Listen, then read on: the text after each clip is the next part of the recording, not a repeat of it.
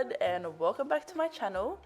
So today I will be taking you guys through the process of prepping a sneaker. So we'll be starting off with the Air Force One. These are probably the most popular shoe that I do tend to customize. So these are the easiest to prep and paint.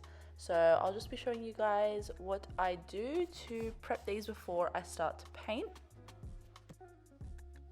Okay, so we're going to begin our prepping process with our acetone as well as our isopropyl alcohol mixed into the bottle.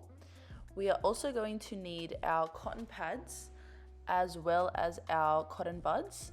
Since we're working with these chemicals, we are going to need our glove.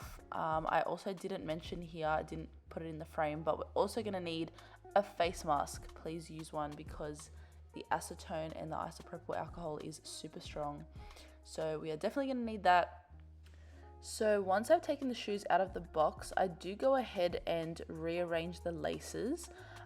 This is just part of my prepping process. I know not everyone does this, but I just find it a lot easier with the laces out of the way because they do come in the box with the laces facing outwards.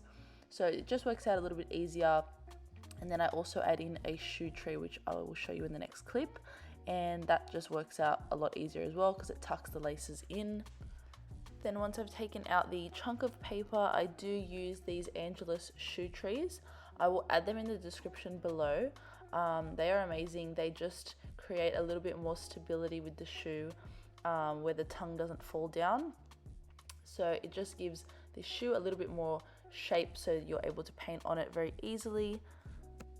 Also, I did not add this product in the beginning of the video just because it isn't part of every process video when it comes to prepping sneakers.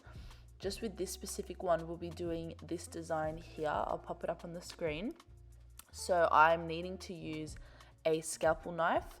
So this just depends on what design you will be doing. So I tend to get this part out of the way first, just because when I go in with my acetone, I'm going to want to get into every little section. So once I take this area off, I'll show you a little time lapse there. Then I will go in with my acetone.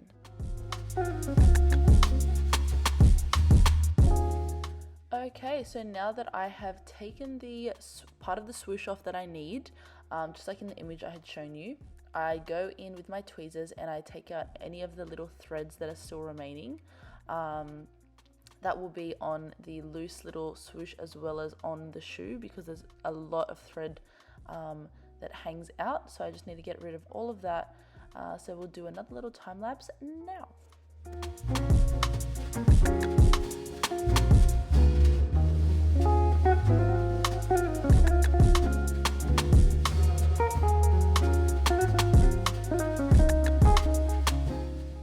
Then I do go in with my lighter just to clean up any rough edges or any loose threads that I didn't get. Please make sure this is nowhere near the acetone or no acetone has already touched the shoe, just because they do not like each other. Now it is time to start acetoning. So please put on your gloves and your mask. This stuff is super strong. It will burn your nostrils, so put protection on your face and on your hands. So I will just grab one cotton pad at a time and soak it in the acetone, and just apply a little bit of pressure as you're going over the desired area. I do tend to go over the same area for quite a while. The leather can handle it. Nothing will come off unless you are pressing super hard and you're continuously going over the same exact area, as well as using sandpaper. But for the design that I'll be doing, I'll just be going over it with a little bit of pressure until I feel as though the leather is prepped enough. You do tend to feel the difference when the factory finish has been removed. It is a little bit more tacky and it's not as shiny. So you will definitely see this after you use the acetone. Then with your cotton swab, you're going to go into all those tiny little areas, those little nitty gritty areas that you're not able to get to with your cotton pad, just to make sure that every single area of the shoe is prepped enough, because we don't want any areas of the shoe to be prepped more than others. So just getting into all those little areas definitely helps. And that is pretty much it, guys. Just as like a basic prepping video, that's all that you guys need to know. This was probably a little bit more of like an extra prepping video because we're de-swooshing and we're doing all that. But I just thought this would be a good example to show you how to do that as well. Because prepping does tend to be pretty basic, but it is very important. So as long as you guys followed everything, then you should be all good to go. So good luck with all of your customizing, and thank you so much for watching. See you in my next video.